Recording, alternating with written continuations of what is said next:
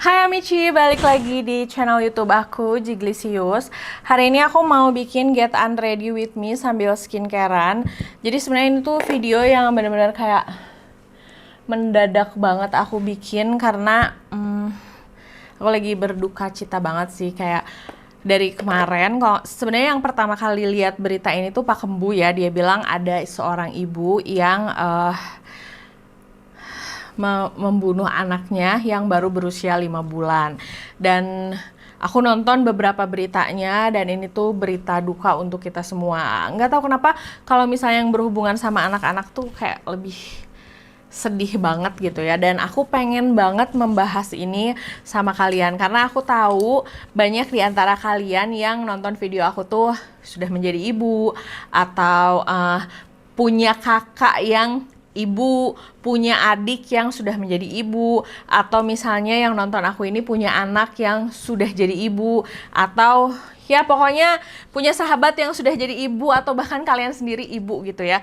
Nah, aku pengen ngebahas masalah ini. Aku pribadi belum punya anak dan memang secara planning tidak merencanakan ingin punya anak, tapi tetap ini sangat menyakitkan hati aku saat nonton berita.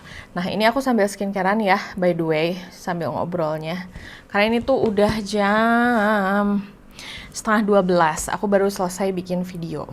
Setelah itu aku lihat-lihat si beritanya, aku perhatikan. Jadi tuh kasusnya tuh jadi si anaknya tuh katanya, aku nggak tahu ini beritanya juga kayak masih belum lengkap banget gitu ya. Kayak si beritanya tuh kayak beda-beda gitu isinya per artikel, jadi aku juga belum tahu dengan pasti. Kalau misalnya ternyata di video ini aku ada salah ngomong, aku minta maaf, tolong dibenerin aja di kolom komentar. Atau kalau misalnya kalian mau berpendapat, silahkan. Tapi ingat, tidak perlu pakai emosi ya, karena di sini kita akan berdiskusi dan mengobrol. Kalau yang aku baca di artikel itu, ini aku pakai cleansing balm dari Apmos. Jadi katanya anak bayi sih menurut aku yang baru berumur 5 bulan ini tuh dimandiin sama neneknya. Terus udah gitu selesai mandi dibawa sama ibunya, anaknya tuh kayak nangis terus. Nah, kalau setelah anaknya nangis terus, ibunya kesel, dibawa ke kamar, dan ternyata tuh dibanting ke kasur si anaknya 2 kali. Terus punggungnya sempat dipukul sama ibunya dan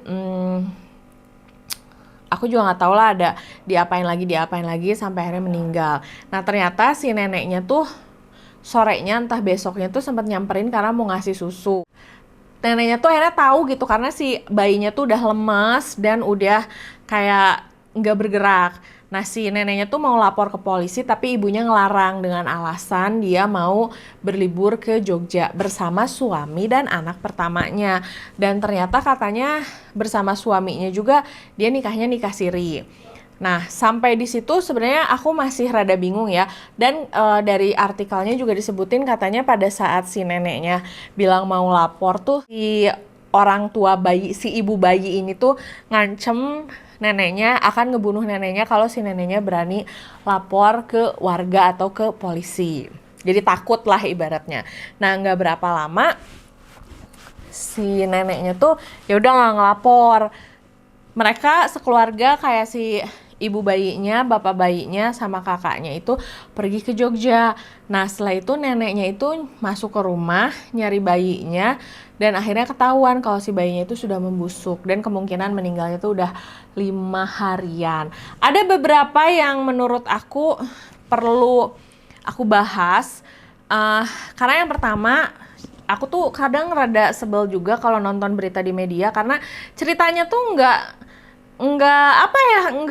sama gitu. Jadi kayak kita nggak tahu berita yang benernya tuh yang mana. Terus ada kejanggalan juga. Yang kedua, ibaratnya gini, ini punya anak 5 bulan nih, terus kan yang pergi ke Jogjanya tuh istrinya, suaminya, sama anaknya yang pertama katanya berlibur ke Jogja. Saat mereka pergi ke Jogja, masa ya sih si suaminya nggak nanya, anak kita yang kecil di mana gitu. Dan menurut aku punya anak umur 5 bulan itu biasanya nggak ditinggal-tinggal gitu kan, apalagi kalau untuk acara berlibur. Itu yang aku aneh. Di semua artikel yang ada di media itu semuanya nyalahin ibunya, semuanya tuh memposisikan ibunya menjadi makhluk yang jahat dan kejam, dan sampai ada kata-kata gini, sampai artikel ini muncul diketahui sang ayah tidak terlibat dan juga tidak mengetahui. Itu aku bingung sih, kayak kok bisa sih ayahnya nggak tahu? Mana mungkin sih? Ibaratnya gini loh, anak umur 5 bulan ya pasti bapaknya nyari dong, masa enggak? Ya nggak sih? Nah itu juga menjadi sedikit concern buat aku. Ini udah beres, aku cuci muka dulu ya, nanti aku balik lagi. Oke, aku kembali lagi setelah cuci muka udah selesai. Nah, jadi di media itu yang diceritain cuman ibunya doang yang diperlihatkan seperti monster jahat banget. Padahal yang aku penasaran itu justru gini loh. Ibu bisa kayak gitu, kita juga harus nanya support dari suaminya tuh kayak gimana. Wah, soalnya aku aneh banget, banyak banget kejanggalan yang ada di berita itu. Kayak misalnya mereka sekeluarga pergi ke Jogja, nggak usah gitu deh, kayak misalnya aku sama keluarga besar, atau misalnya kita sama keluarga apalagi punya bayi, kita harus make sure dong,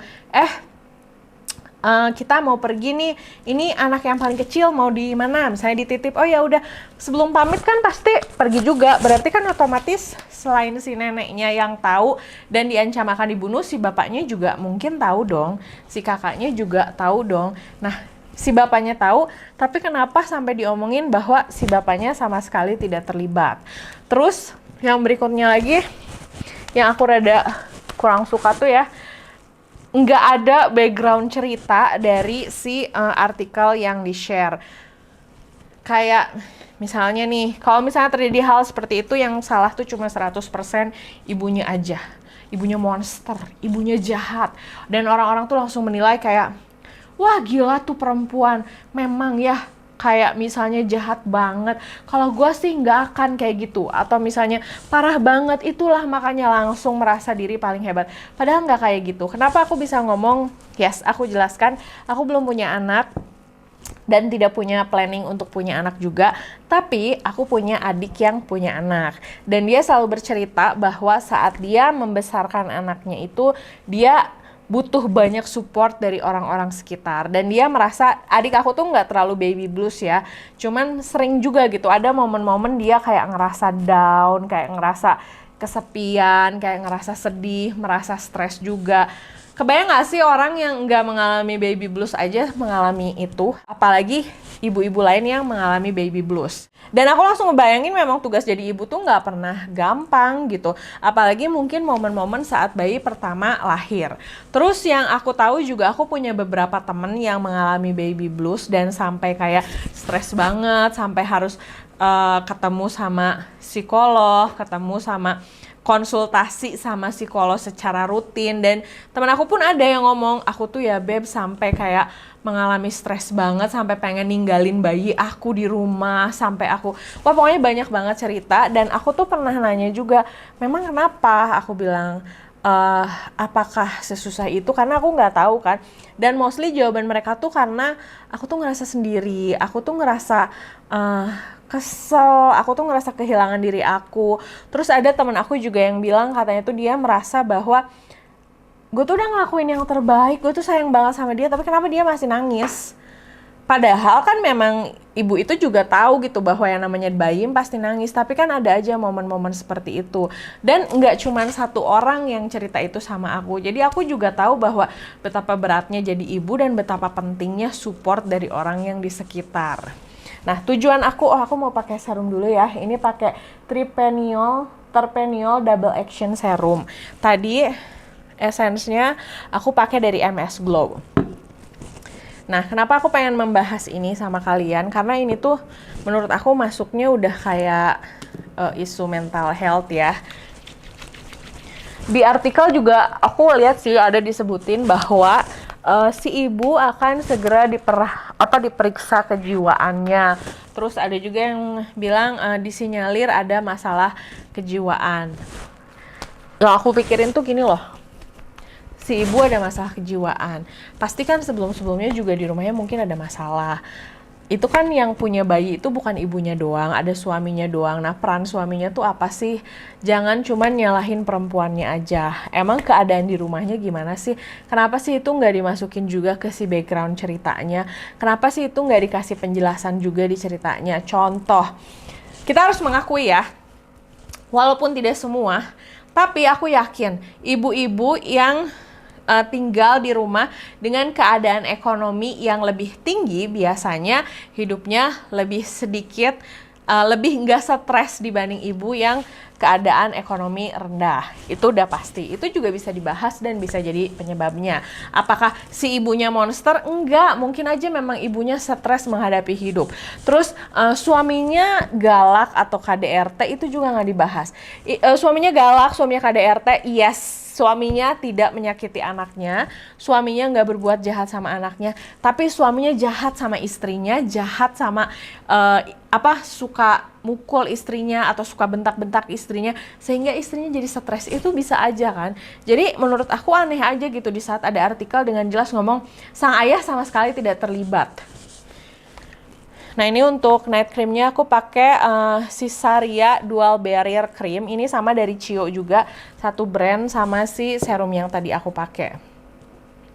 Itu loh yang membuat aku tuh kayak rada, hah, masa sih ini kan nikah tuh berdua ya, tinggal berdua. Ibaratnya mau ke Jogja, anak kita yang kecil di mana nih? Dititipin nih sama nyokap gue. Oh iya deh, sebelum pergi aku mau pamit. Normalnya kan gitu. Tapi kok ini kayak bener-bener diperlakukan tuh si istrinya yang seperti monster. Padahal kan harus ditanyain juga, ini tuh sebenarnya si suaminya tuh berperan dalam hal apa gitu. Pasti kan ada penyebabnya, pasti kan ada triggernya. Dan aku tuh kayak nggak terima aja karena sampai ada yang ngomong nyalahin si ibunya. Makanya kalau misalnya nggak becus jadi ibu, emang nggak mampu, emang nggak sanggup jadi ibu, ya udah jangan sosok punya anak. Menurut aku ya si ibunya mungkin merasa dia mampu, tapi lingkungannya nggak mensupport dia. Kayak misalnya dia lagi sibuk ngurus anak, tapi suaminya nggak mensupport, itu kan mungkin, segalanya juga mungkin. Makanya aku di video ini tuh pengen bilang sama kalian bahwa kalau misalnya kalian punya kakak, punya adik, punya sepupu, aku tuh suka sedih banget kalau ngebayangin orang yang tentang mental health, karena aku ngebayangin di saat lagi stres harus sendirian, pasti itu kan stres banget ya.